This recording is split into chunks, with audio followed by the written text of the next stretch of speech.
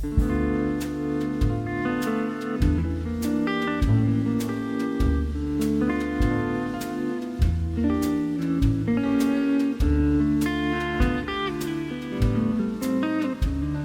안녕하세요. 내부자들 시즌2 프리뷰 제2탄 내부 책방 두 번째 시간입니다.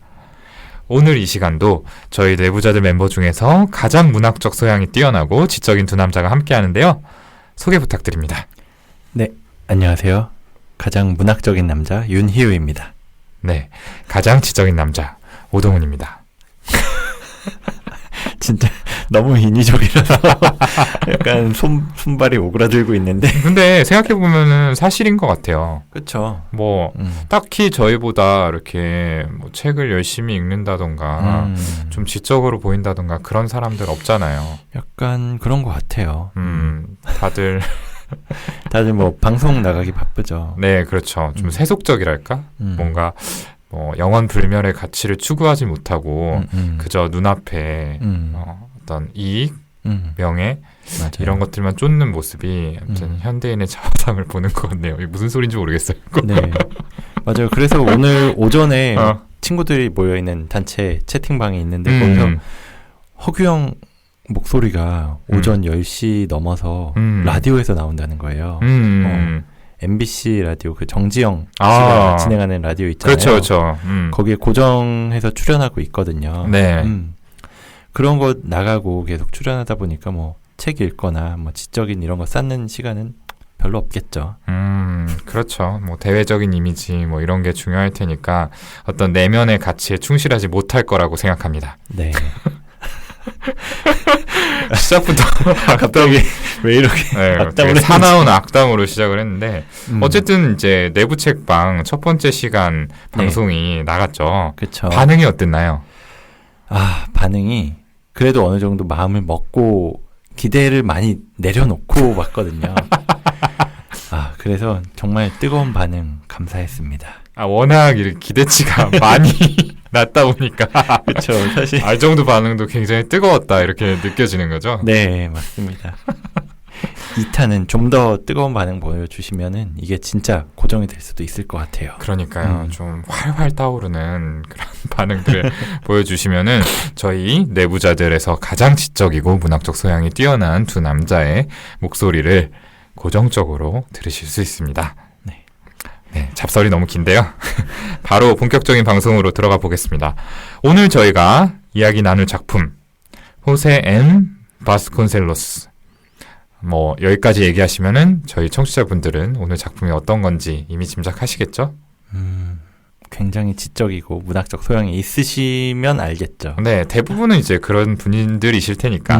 네, 바스콘레스 이름도 어려워요. 네, 약간 탄로날 뻔했네요. 호세 엠 바스콘셀로스의 나의 라임 오렌지 나무 이 작품을 주제로 이야기를 나눠보겠습니다. 이 책은 사실 윤희 선생님이 선택을 하셨잖아요. 네. 이제 저번 시간에 인간실격은 제가 고른 책이었고, 근데 왜 하필이면은 많은 책 중에서 이 라임 오렌지 나무라는 작품을 고르셨을까요? 네, 일단 많은 분들이 아는 책이어야 될 것 같다는 생각을 했는데, 제가 기억하는 소설 중에서 가장 어렸을 때 읽은 소설이 바로 이 책이었거든요. 게다가 그 어렸을 때도 워낙 더 오래된 책을 읽어가지고 아직도 이게 기억이 나는 게 겉표지는 뜯겨나가서 없고 그냥 흰 종이에다가 매직으로 첫 장에다가 나의 라임 오렌지 나무라고 누군가가 적어놨던 게 기억이 나요. 그런 책을 읽었었는데 그때 읽으면서 그 제제라는 주인공 아이에게 굉장히 감정이입을 하면서 읽었지만 오랜만에 읽으니까 또 그때 이런 내용이었나 싶을 정도로 새롭게 느껴지는 소설이었어요. 그 말씀을 들으니까 저도 어렸을 때 봤던 이 책의 일러스트가 생각이 나는데요. 어떤 좀 바랜 색감의 오렌지색 컬러의 배경 중앙에 이 제제하고 이 라임 오렌지 나무, 민기뉴가 서로를 좀 보듬고 있는 그런 장면이 가운데 작게 그려진 표지였어요. 네. 그래서 뭔가 좀 따뜻하면서도 약간 안쓰러운 뭐 그런 느낌으로 기억을 하고 있거든요. 오랜만에 방송 준비하면서 아마 이 책을 다시 읽어보셨을 텐데 좀 어떤 느낌을 받으셨어요? 네, 그 어렸을 때 기억으로는 좀 굉장히 따뜻하고 이 순수한 소년이 라임 오렌지 나무 민기뉴하고 대화를 하면서 성장해 나가는 그런 과정, 뭐 이 정도만 기억을 하고 있었는데 저도요. 네. 근데 기억보다도 실제로 읽어보니까 굉장히 좀 슬픈 내용이었어요. 그렇더라고요. 네. 아마 많은 분들께서 아시겠지만 보통은 이제 저희처럼 어렸을 때 접하게 되는 경우가 많은 만큼 좀 리마인드를 해주셔야 될 것 같아요. 그리고 또 아직 책을 읽지 않으신 분들도 분명히 계실 테니까 이 책의 줄거리를 간단하게 좀 소개를 해주시겠어요? 네. 이 제제는 5살로 설정이 돼 있고요. 이 5살 소년 제제의 슬픈 이야기로 굉장히 가난해요. 그리고 엄마는 하루 종일 공장에서 일을 하셔야 됐고 또 아빠는 실직 상태고 그리고 굉장히 폭력적이고 욱하는 성격이 있었어요. 게다가 큰 누나는 감정 기복이 심하고 폭력적이었고 또 자신을 지켜주지 못하고 때로는 나를 때리는 형도 있었고요. 그렇죠. 그나마 자신을 아껴주는 좀 작은 누나가 있긴 했는데 이 가족 내에서 제제가 자라가죠. 그리고 이 제제 역시나 굉장히 장난기가 다분해서 심한 장난도 많이 쳐요. 어떻게 보면은 그 나이의 또래의 꼬마가 칠만한 장난이라고 생각이 되기도 하는데 이런 장난을 칠 때마다 뭐 큰 누나라든지 뭐 아빠라든지 아니면 다른 어른들한테 엄청나게 혼나고 학대를 당하는 수준으로 맞는 이야기가 자주 나오거든요. 그렇죠. 그리고 그 상처를 자신의 유일한 벗이라고 할 수 있는 작은 라임 오렌지 나무, 그렇죠. 그걸 민기뉴라고 이름을 붙이고 나무하고 대화를 하면서 조금씩 풀어내게 되죠. 예, 그렇게 이야기가 전개된다라고 생각을 하시면 되고요. 자, 어쨌든 이제 제제의 심리를 알 수 있는 첫 번째 대목을 저희가 들어보도록 할 텐데요. 첫 번째 대목은 윤유 선생님 목소리로 들어볼게요. 아저씨께서 타다 남은 초를 주시면 올게요. 그 초 도막으로 뭘 하게? 악마가 또 나를 충동질했다. 그래서 거짓말을 하고 말았다. 연줄에 칠하려고요. 그러면 줄이 단단해지거든요. 그럼 가져가거라. 나는 초 도막을 끌어모아 책과 구슬이 들어있는 가방에 집어넣었다. 그렇게 신이 날 수가 없었다. 고맙습니다, 자카리아스 아저씨. 목요일이라는 걸 명심해라. 알았지? 나는 날듯이 뛰어나왔다. 아직 시간은 여유가 있었다. 나는 카지노 앞으로 달려갔다. 사람의 왕래가 뜸한 틈을 타 거리를 가로질렀다.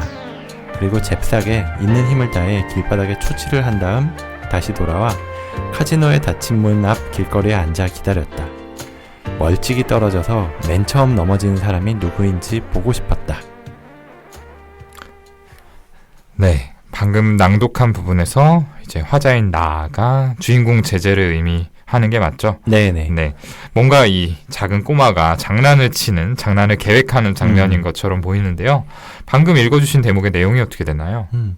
이거는 이 성당에 있는 자카리아스라는 아저씨를 속여서 초를 얻어내서 장난을 치는 장면인데요.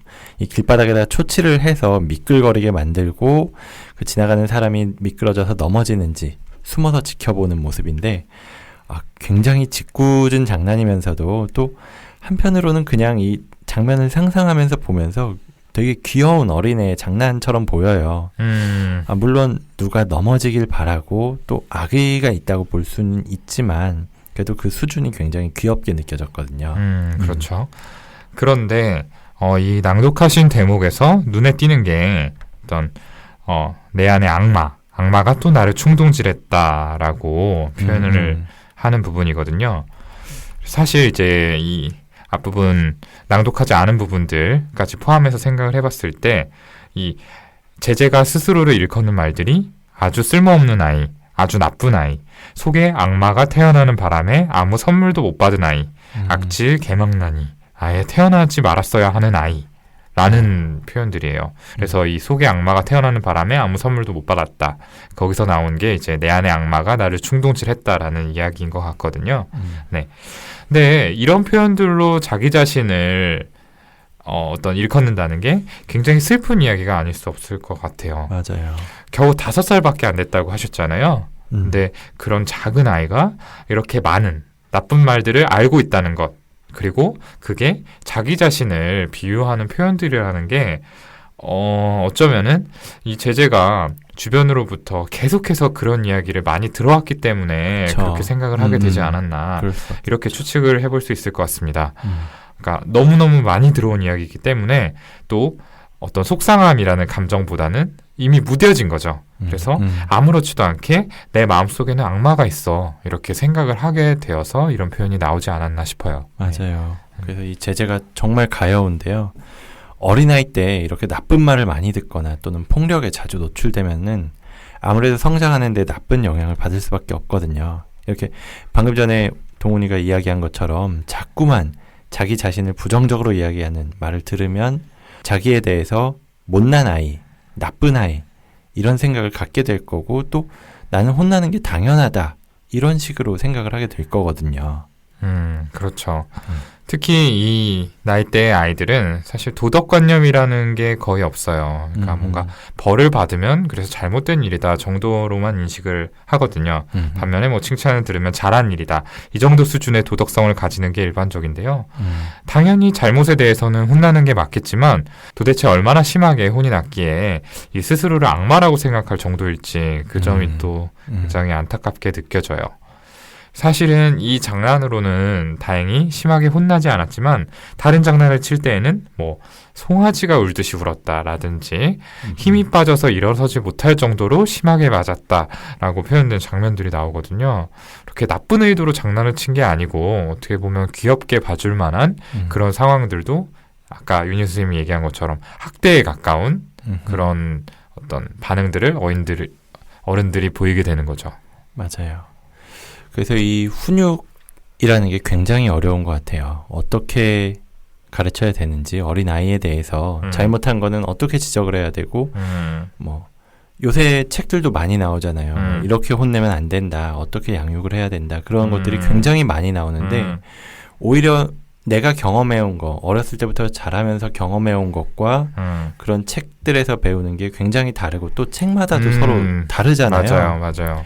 그래서 요런 정도 한 5살 정도 된 아이에게 어떤 도덕관념이 제대로 형성되기 전 단계라면 어떻게 훈육하는 게 좋을지 혹시나 뭐 얼마만큼 혼내야 될지 아니면 어떻게 혼내야 될지 그 선을 정하는 게 굉장히 어려운데 좀 어떤 팁이라고 해야 될까? 그 선이라고 해야 될까? 좀 이야기해 주실 수 있을까요? 네, 뭐 아마 뭐 갑자기 좀 육아로 변질되는데 네, 갑자기 궁금해져서 네. 요즘에 많이들 육아서적 같은 것들이 나오고 있기 때문에 다들 잘 아시겠지만, 뭐, 혼을 내는 건 필요해요, 일단.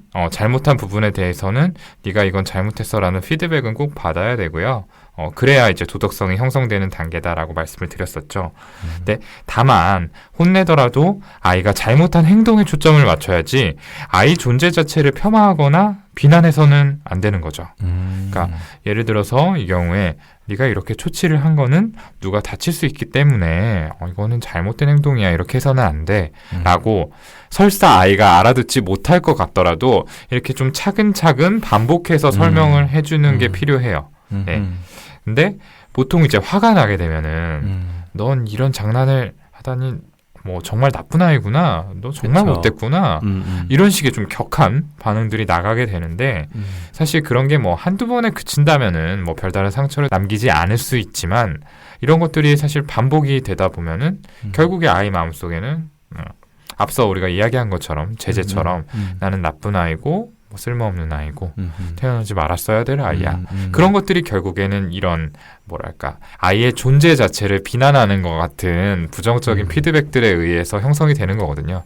이게 누적이 되다 보면은 일종의 믿음처럼 굳어져 버리는 거죠. 이 사람도 나한테 이렇게 이야기하고 저 사람도 이렇게 이야기하고 그럼 나는 그런가 보다.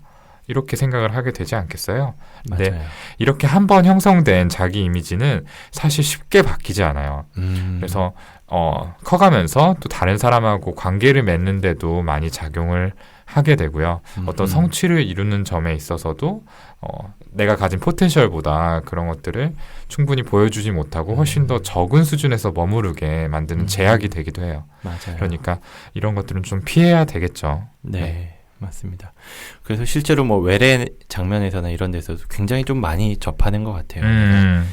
어머니한테서 뭐 아버지한테서 계속 이런 식으로 혼나가지고 나는 내가 못할 거라고 생각을 할 수밖에 없었다. 근데 겨우겨우 이제 극복을 하려고 그러는데 뭐 한 번씩 또 엄마가 뭐라고 나한테 지적을 하거나 뭐 아빠가 나한테 뭐라고 지적을 하는 거 그게 너무 크게 상처가 돼가지고 이미 성인이 된 다음인데도 집에 가기가 굉장히 싫다라고 하는 분들을 많이 봤었던 것 같아요. 사실 그 집이라는 게 본가라는 게 가서 좀 쉴 수 있는 뭐 에너지를 보충할 수 있는 그런 공간이 돼야 되는데 그렇지 못한 채 살아가다 보니까 지금 사는 장면에서는 굉장히 힘든데 어디 가서 쉴 곳도 없고 그런 굉장히 외로운 그런 마음을 표현하시는 분들도 많이 뵀거든요.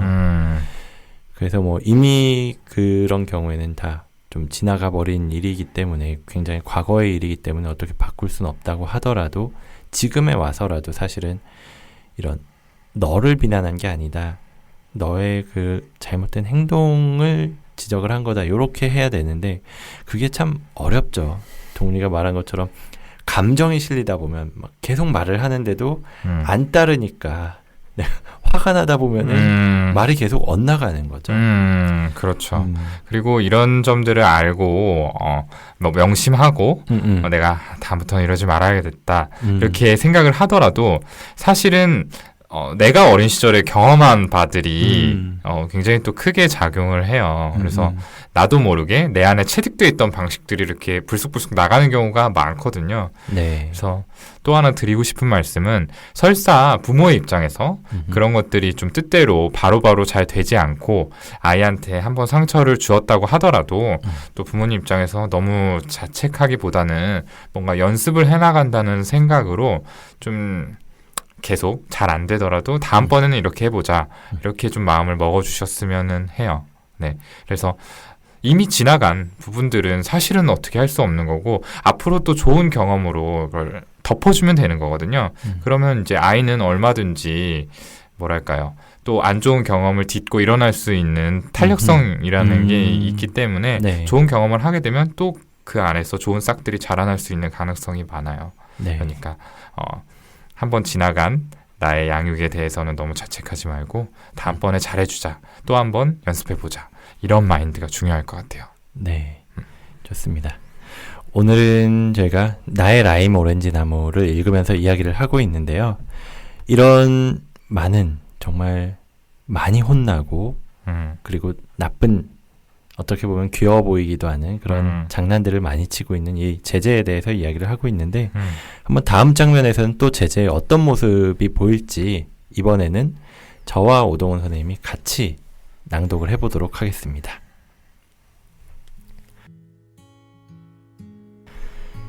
가끔 선생님께서는 생크림빵을 사라고 저한테 돈을 주셨잖아요. 그렇죠?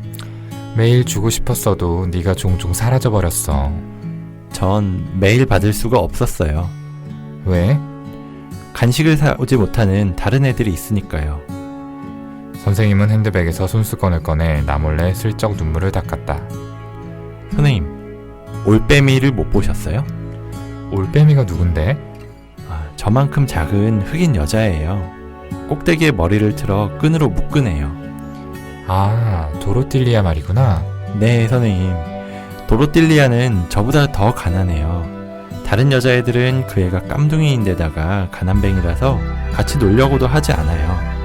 그래서 그 애는 매일 구석에 혼자 웅크리고 앉아있어요. 전 선생님께서 주신 돈으로 산 생크림빵을 그 애하고 나눠 먹었어요. 네. 방금 낭독한 대목에서 선생님이 손수건으로 눈물을 닦았다라고 하는 부분이 있었는데 참 이 제재의 마음 씀씀이를 보면은 정말 눈물이 안 날 수가 없는 것 같아요. 그래요. 이 제재는 진짜 가난한 집에서 태어났거든요. 게다가 아버지가 실직한 다음에는 뭐 크리스마스에 뭐 선물 하나도 받지 못하고 크리스마스 당일에도 뭐 케이크, 과일 뭐 이런 건 구경도 못하고 그냥 빵밖에 먹지 못할 정도였다고 그래요. 이 정도로 가난했던 제재가 학교에서 선생님이 생크림빵을 사 먹으라고 돈을 좀 주셨는데 그거를 매일 받지도 않고 피하는 거예요. 왜냐면 자기만큼 아니면 자기보다 더 가난한 아이가 있었기 때문에 그랬다는 건데 진짜 앞장면에서는 정말 대책 없는 장난꾸러기 같은 모습의 제재지만 또 한편으로는 이렇게 섬세하고 또 다른 아이들을 생각하는 이타적인 모습이기도 한데 얼핏 생각해보면 정말 착하다. 어떻게 이럴 수가 있지 싶으면서도 도저히 5살 아이의 생각이라고는 믿어지지 않기도 해요. 네, 그렇죠. 한편으로는 벌써 이렇게까지 생각이 깊어져야만 하나, 이렇게 빨리 철이 들어야 되나, 이런 의문이 들기도 합니다. 저희도 이제 학창 시절을 생각해 보면은 뭔가 또래보다 좀 생각이 깊은 조숙한 친구들이 주위에 있었던 게 좀 기억이 나요. 그리고 뭐 듣는 청취자분들도 아마 그러실 텐데 어쩌면 본인 스스로가 좀 조숙하다라는 이야기를 들었던 분들도 계실 것 같고요.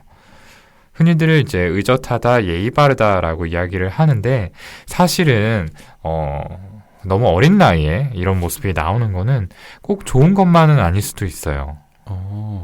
이렇게 예의 바른 모습이 좋은 것만은 아니다라는 게 어떤 이야기죠? 주변에서 보기에는 어른스러운 게 좀 보기에 좋아 보이죠. 그쵸? 네, 그러니까 어른의 입장에서는 뭐 손도 가지 않고 말도 잘 듣고 하니까 얼마나 예쁘겠어요. 근데 우리가 생각을 해보면 그 나이에 맞는 행동이라는 게 있잖아요. 그러니까 발달 과업이다 이렇게 표현을 하기도 하는데요. 사람이 나이를 먹어가면서 뇌도 발달을 하고 뭐 아는 것도 많아지고 경험도 쌓이고 그러면서 이제 거기에 걸맞는 생각과 행동을 하게 되는 게 우리가 일반적으로 말하는 정상이다라는 거죠. 근데 제재의 5살이라는 이 나이에는 나이에 맞게 뭐 호기심도 넘치고 장난도 치고 그리고 어떨 때는 좀 욕심을 부려서 철없어 보이기도 하고 이런 모습들이 좀 걸맞는 모습이다라고 볼 수 있을 것 같아요. 맞아요. 이렇게 나이에 어울리는 모습으로 성장하는 게 어떻게 보면 되게 쉬우면서도 어려운 일인 것 같아요. 뭐 나이에 비해서 조숙해 보이고 뭐 생각이 많아 보이게 자랄 수도 있고 반대로 나이가 들어서도 철이 없다. 뭐 이런 얘기를 듣는 사람도 많으니까요. 근데 또 다르게 생각해 보면 이 제재는 굉장히 가난하고 또 학대에 가까운 폭력을 당하면서 그런 환경에서 자랐다라고 이야기를 했잖아요. 근데 그러면서도 굉장히 속이 깊고 이렇게 남을 생각할 줄 아는 아이로 잘 성장하고 있는 모습이에요. 요거를 보면서 아까 잠깐 언급이 나왔었는데 회복 탄력성이라는 개념이 문득 좀 떠오르더라고요. 이게 변하는 환경에 적응하고 그 환경을 자신에게 유리한 방향으로 만드는 힘이라고 하는데 뭐 큰 트라우마를 겪고 나서도 정신적으로 힘들지 않은 아니면 오히려 반대로 좀 잘 자라났다고 하는 아이들의 공통점을 찾아본 어떤 연구가 있었거든요. 거기에서 발견이 된 게 바로 이 회복 탄력성이라는 건데 이 회복 탄력성을 강하게 만드는데 가장 핵심이 될 수 있는 게 그 자신을 이해해주고 또 지지해주는 어른이 있어야 된다라는 이야기가 있어요. 그래서 아마 지금까지 읽은 대목에서는 저희가 둘째 누나가 굉장히 이 제재를 좀 공감해주고 이해해주고 보살펴주는 그런 역할을 했다고 했잖아요. 그런 둘째 글로리아 누나 덕분에 좀 삐뚤어지지 않고 어쩌면은 좀 바른 방향으로 자라고 있는 건 아닌가 이런 생각이 들었어요.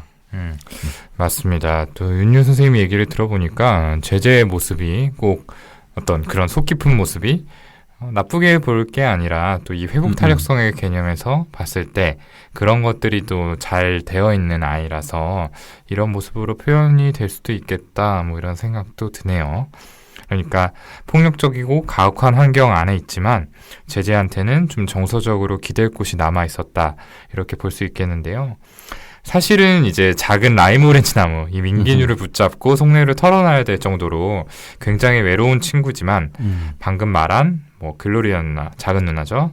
네, 그리고 세실리아 선생님, 이 어떤 낭독한 부분에서 나오는 선생님, 그리고 또 우리가 뒤에 언급을 하겠지만 포르투가 아저씨, 이런 좋은 사람들을 주위에서 만났고 이것들이 제재에게 어떤 이런 트라우마 속에서도 잘 극복을 하고 잘할 수 있는 원동력이 되었다. 뭐 그렇게 생각을 해볼 수 있을 것 같습니다.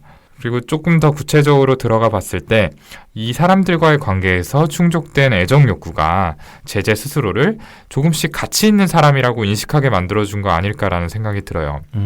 우리가 앞서서 제재가 굉장히 주변에서 그런 부정적인 언급들을 들어오면서 스스로를 태어나지 말았어야 할 아이라고까지 생각을 했는데 반면에 방금 앞에서 언급했던 이런 주변 사람들의 좀 진정성 있는 사랑, 몇 안 되지만 그런 사랑을 보여주는 사람들이 있었기 때문에 굉장히 척박한 환경 속에서도 꺾이지 않고 좀 스스로를 지킬 수 있었고 이렇게 잘 자랄 수 있었던 거 아닌가 뭐 그런 생각도 듭니다. 네.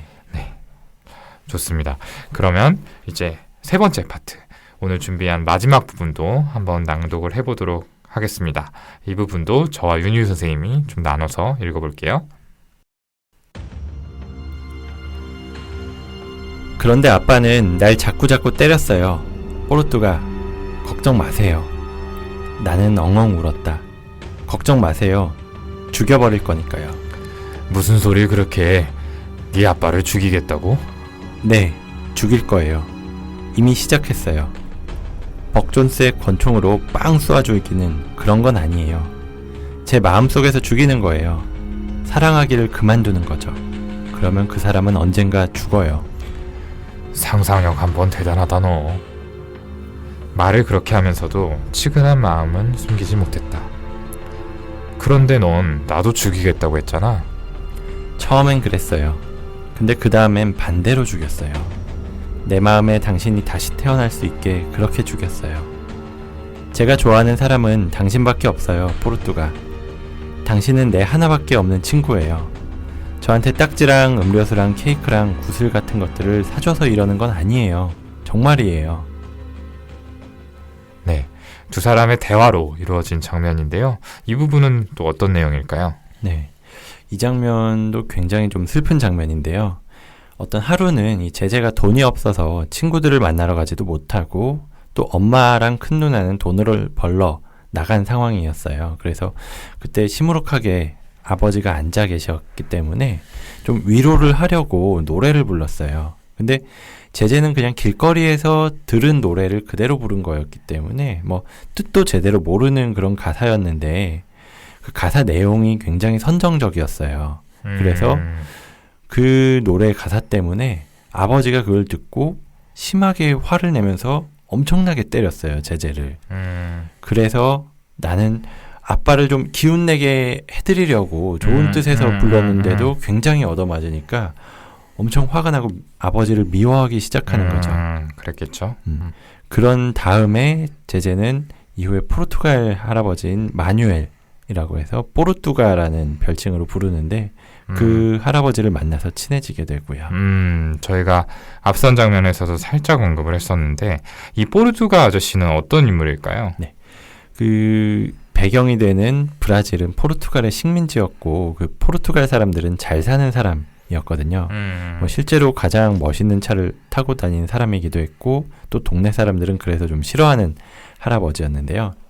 이 제재와 처음 만난 건 그 제재가 포르투갈의 차에 매달리는 장난을 치려다가 들켜서 좀 엉덩이를 얻어맞았어요. 그래서 제재는 그한테 복수하겠다 이런 마음을 먹었었는데 며칠 뒤에 제재가 장난을 치다가 발바닥에 유리가 박혀요. 그래서 심하게 다쳤는데 이 다친 거를 또 어른들이 알면 치료를 해주는 게 아니라 혼날까봐 겁이 나서 숨겼거든요.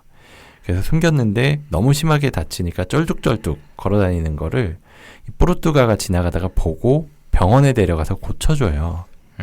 그러면서 이야기를 하다 보니까 이 제재가 학대를 당한다는 사실을 알고 굉장히 측은한 마음이 생겨서 포르투가가 제재 이야기도 들어주고 뭐 아껴주고 같이 놀러도 다녀요. 그래서 이런 시간이 쌓이고 쌓이면서 제재는 포르투가가 믿을 수 있는 사람이다. 이걸 알고 아빠 대신으로 아니면 오히려 진정한 아빠 이렇게 생각을 하고 속마음을 털어놓는 거죠. 그 포르투가 아저씨가 제재를 이제 다친 상태에서 병원으로 데려가서 몸의 상처를 고쳐줬다라고 하는데 몸의 상처뿐만 아니라 마음의 상처를 치유하는 데 있어서도 굉장히 중요한 역할을 하는 것 같아요. 네, 맞아요. 이 제재가 아버지가 되어달라 이렇게 이야기를 할 만큼 진짜 중요한 역할을 했다고 생각을 해요. 그리고 정말로 모든 어른들이 다 나를 혼내는 사람만은 아니다라는 거를 진정으로 알게 된 사람이 바로 뽀르뚜가기도 하고요. 이런 뽀르뚜가 아저씨, 나를 정말로 사랑해주는 아저씨와의 체험을 통해서 사람에 대한 믿음, 어른들에 대한 믿음, 신뢰, 뭐 사랑 이런 것들이 싹 터 나간다라고 볼 수도 있을 것 같고요.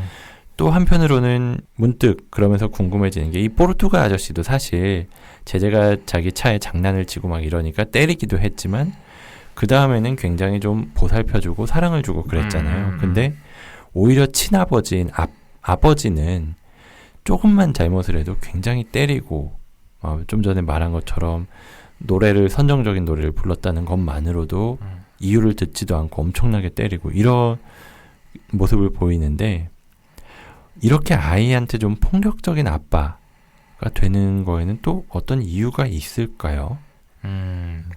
물론 뭐 제재의 아빠가 이 소설 속에서 처한 상황이 굉장히 나쁘기는 했어요. 이 먹여 살려야 될 처자식이 있는 상태에서 실직을 했죠. 그래서 아내와 딸들이 공장을 다니면서 돈을 벌어오는 상황이 어떤 아빠의 입장에서는 굉장히 속상하기는 했을 것 같아요. 그런데 그렇다고 해서 모든 사람들, 이런 상황에 처한 모든 이들이 폭력적이게 되는 건 아니잖아요. 실제로 이 소설 속에도 이 동네에서 가장 많이 맞는 아이가 제재다라는 이야기가 나오는 거를 보면은 분명히 동네에 이만큼 힘든 사람들은 또 있었을 텐데 모두가 그런 상황은 아니었고 제재가 유독 심한 폭력에 노출돼 있었다라는 걸 알 수가 있어요. 이 폭력적인 성향은 절반 가까이는 또 유전이 된다라고 하는데 제재의 아빠 역시 좀 비슷한 폭력은 당하지 않았을까라는 추측도 해보고요. 단순히 유전뿐만 아니라 어떤 어린 시절 경험한 양육, 우리가 아까 앞서서 갑자기 좀 육아 팟캐스트 같은 얘기를 했는데 어린 시절 경험한 양육 방식을 이제 자신의 자녀에게 똑같이 되풀이하는 경향이 있잖아요. 그런 것들을 보면은 이 제재의 아빠가 유년기에 아마 그 아버지에게 또는 어머니에게 어떤 폭력을 좀 당한 경험이 있지 않을까라는 추측도 할 수 있을 것 같습니다. 네, 그럴 수 있겠네요. 그리고 한편으로는 이 대목을 읽으면서 제재의 아빠가 불쌍하다는 생각도 들었어요. 어떻게 보면은 굉장히 가난한 데다가 뭐 직장에선 해고까지 당해서 일도 못하고 그런 상황에서 계속 말썽만 피우는 아들한테 화가 날 수는 있을 것 같아요.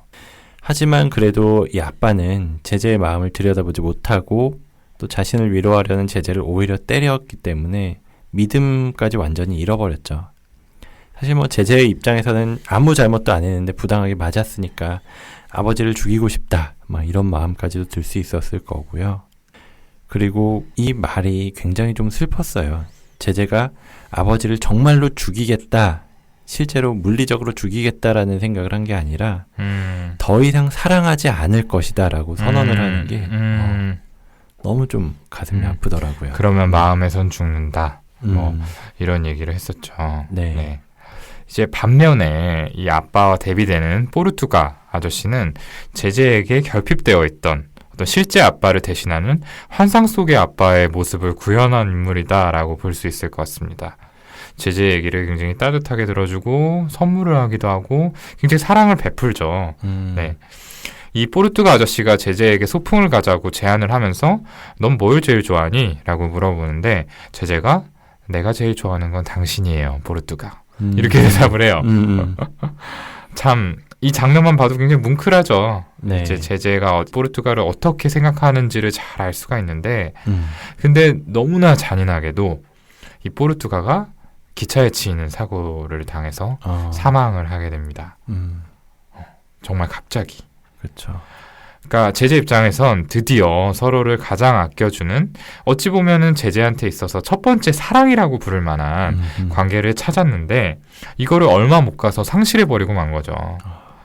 그러니까 결국에 이제 제재가 이제 이 아저씨가 사망한 후에 굉장히 시름시름 앓다가 또 결국에는 거기서 극복을 한다. 이렇게 묘사가 되는데 저는 이 상실의 상처를 진짜로 극복을 하기는 좀 어렵지 않았을까라는 생각을 했어요. 맞아요. 그러니까 단지 상처를 좀 덮어둔 것뿐이라는 생각을 했는데 사실 이렇게 유년기에 중요한 어찌 보면은 부모보다도 더 중요한 대상이잖아요. 네. 근데 이런 대상의 상실은 대개는 굉장히 큰 트라우마로 남아서 좀 인생 전반에 영향을 미치는 경우가 많이 있죠. 네. 뭐 회복 탄력성이 좋은 친구라면은 또 그 영향이 약간은 작을 수 있겠지만 분명히 그 뒷이야기에서는 영향을 받는 부분들이 나오지 않을까 네. 그런 생각을 해봤습니다. 맞아요. 그래서 나중에는 이제 아버지가 새로 직장을 구하고 제재한테 화해를 하려고 굉장히 노력을 하는데 근데 제재가 봤을 땐 아빠도 칙칙한 뿌리를 가진 늙은 나무, 뭐 아빠나무였다는 표현을 쓰는데 정말 내가 전혀 이해할 수 없는 그런 나무였다라고 해요. 사랑하기를 그만두었다라고 했는데 더 이상 이해를 하려고도 하지 않고 하려고 해도 안 되는 거죠. 아빠가 그런 사람이 돼버린 거고 완전히 마음을 돌려버리게 된 거죠. 그래서 제재의 마음속에서는 아빠는 이제 완전히 없어져 버린 거죠. 네. 이렇게 소설이 마지막을 향해 가는데요. 이렇게 오늘 가져온 소설 이 나의 라임 오렌지 나무의 대목들을 읽으면서 제재 그리고 주변 인물들에 대해서 이야기를 나눠봤는데요. 자, 오동훈 선생님은 이 소설 이야기를 하면서 좀 어떠셨나요? 저는 뭔가 좀 싱숭생숭해요.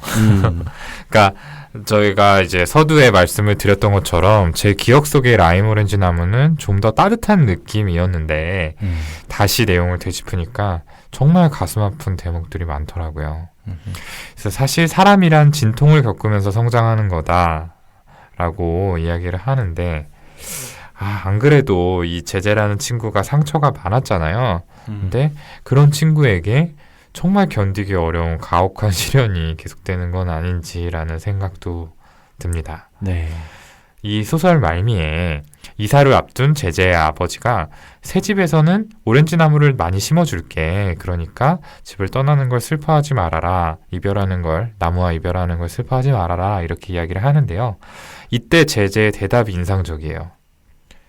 오렌지 나무는 이미 잘라버렸어요. 나의 라임 오렌지 나무는 일주일 전에 잘라버렸단 말이에요. 라고 표현을 하거든요. 네. 그러니까 이런 것들이 연속된 이별을 통한 제재의 어떤 내적 성장을 보여준다라고 해석할 수도 있지만 저는 굉장히 좀 마음이 아파요.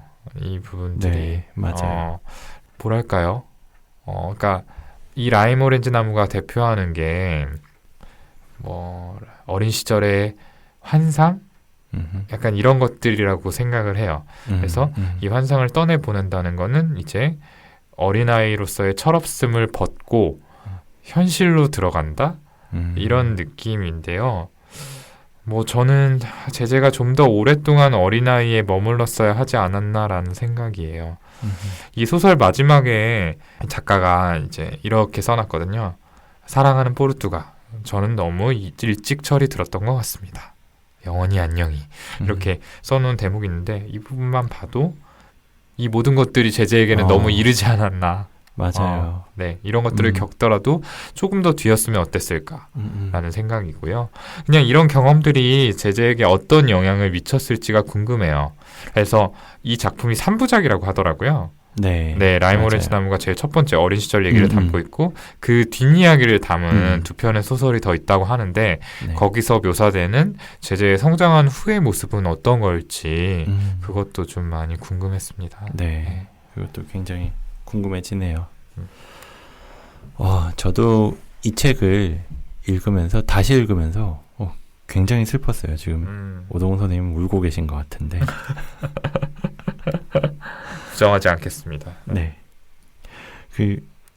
어려서 읽었을 때는 이 제재 입장에서 읽다 보니까 아마도 그때도 굉장히 슬펐었던 것 같아요. 근데 그때는 좀 차원이 낮았었던 것 같고요. 그냥 이 민기뉴와 이별을 한다, 뭐 이런 거.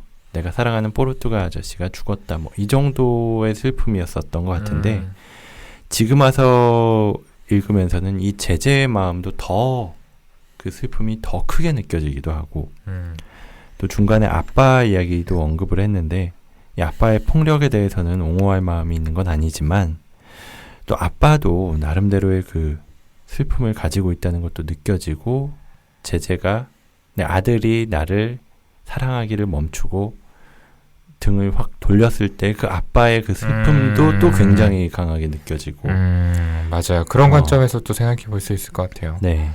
이렇게 다른 가족들의 아픔도 느껴지면서 굉장히 좀 슬프게 느꼈어요.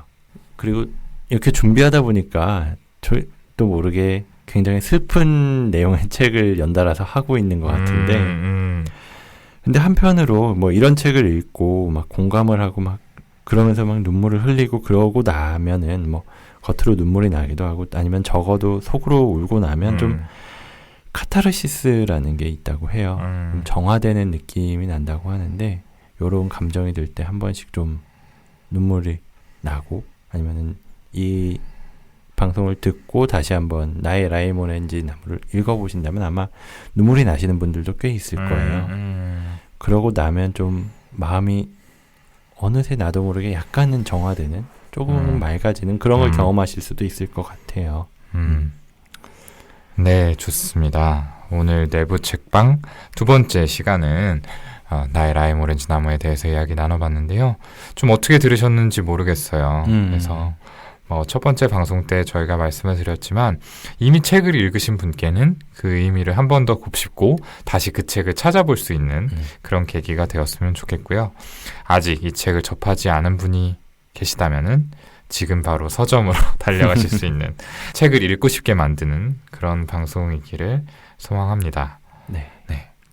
그리고 저번에도 말씀드렸지만 저희 방송 아직 맛보기 파일럿 방송 단계다 보니까 이 방송에 대해서 좋았던 점, 아쉬웠던 점이 있다면은 또 게시판이나 아니면은 메일로 자유롭게 의견을 주시면은 더 저희가 좋은 방송을 만드는데 도움을 받을 수 있을 것 같습니다. 네.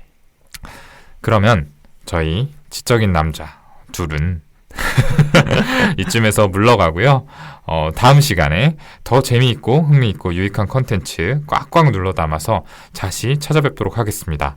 아마도 다음 시간은 그냥 저희가 기존에 진행하던 정비소와 내담노답 맞나요? 그쵸. 네. 코너명이 좀 헷갈리네요. 요즘 저희가 다양한 시도를 하고 있다 보니까 네, 기존의 방송 포맷으로 찾아뵙게 될 것 같아요. 네. 그때도 또 좋은 내용 들고 다시 찾아뵙겠습니다. 감사합니다. 감사합니다.